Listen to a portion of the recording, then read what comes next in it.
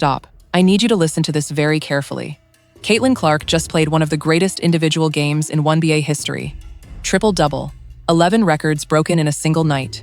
The Indiana Fever destroyed the Golden State Valkyries by 35 points. It was historic. It was undeniable. It was the kind of performance that should have dominated every sports headline for a week. And here is what the WNBA did in response.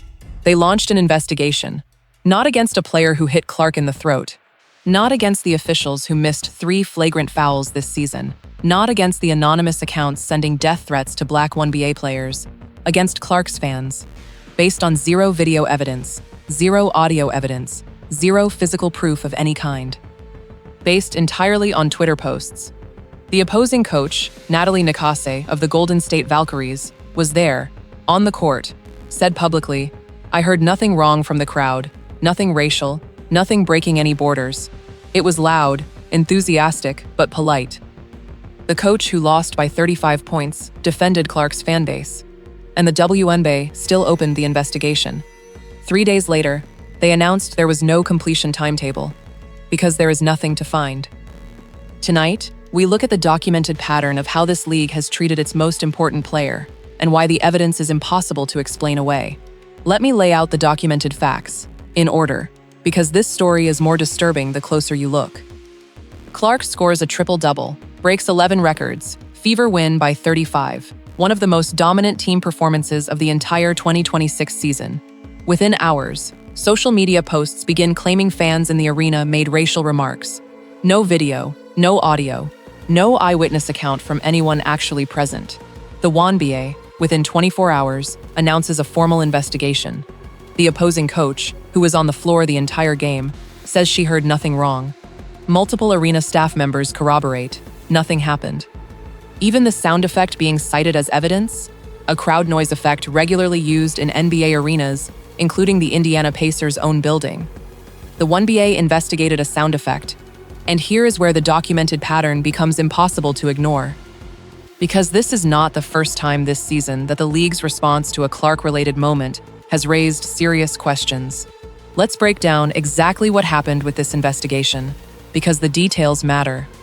The WNBA announced they were investigating alleged racial remarks directed at players during the Fever Valkyries game. Standard procedure would require video evidence, audio evidence, or credible eyewitness accounts from people present. What triggered this investigation? Twitter posts from accounts that were not in the building. Natalie Nakase, head coach of the Golden State Valkyries, the team that allegedly had players targeted, was asked directly.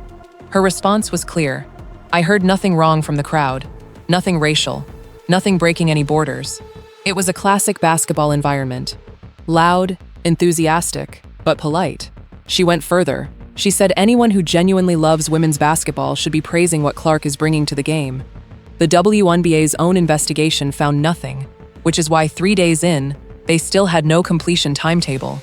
Meanwhile, on the same day the investigation was announced, Clark had already moved on. She was preparing for the next game, saying nothing publicly, letting her basketball do the talking. The league launched an investigation with no evidence. The opposing coach defended Clark's fans, and Clark herself stayed silent. That contrast tells you everything. Now, here is where the story becomes undeniable, because this investigation does not exist in isolation. Look at the documented pattern of how the WNBA has handled Clark-related situations in 2026. June 24th, Alyssa Thomas puts a fist to Clark's throat. Live, on camera, multiple angles. Refs review it in real time, find nothing. League catches it the next morning from video. Thomas gets 1 game. July 12th, Chelsea Gray's shoulder drives into Clark's midsection. Courtside camera captures it clearly. Refs review it, find nothing. Fan sends Gray a racist message. That fan gets fired from his job within 24 hours. The physical contact against Clark? Still no additional action. July 13th, Camila Cardoso smacks Paige Buchers in the face. No flagrant. Same week, Clark gets a technical foul for clapping her hands.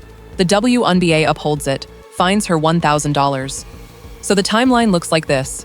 Fist to throat, 1 game suspension, shoulder to midsection, nothing. Clapping hands, technical foul and fine.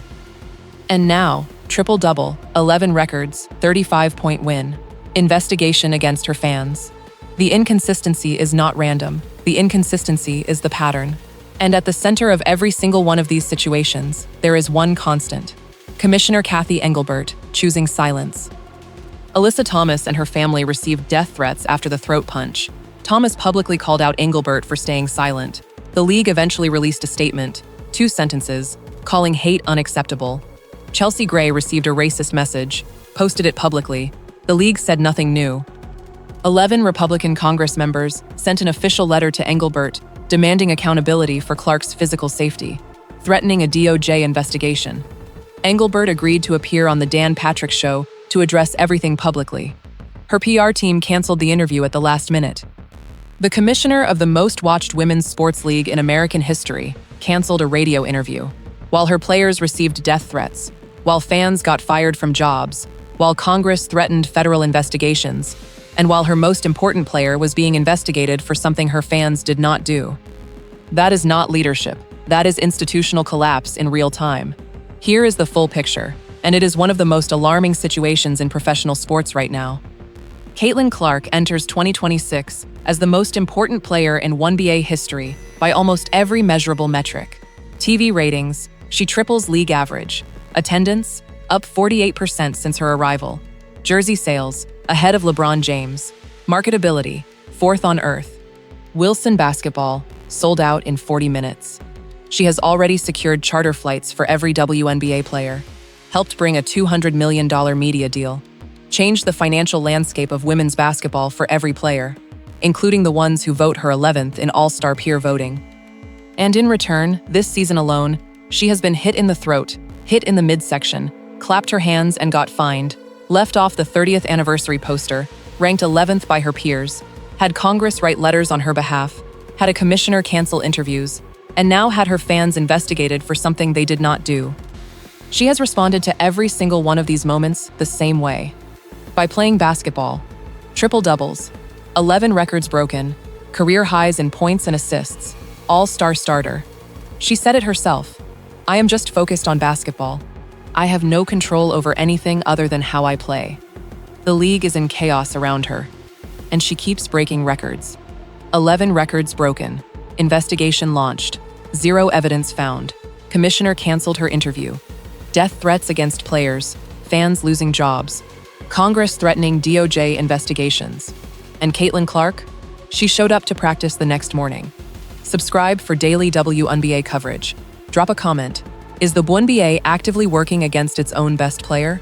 Because the documented evidence is right there. You decide.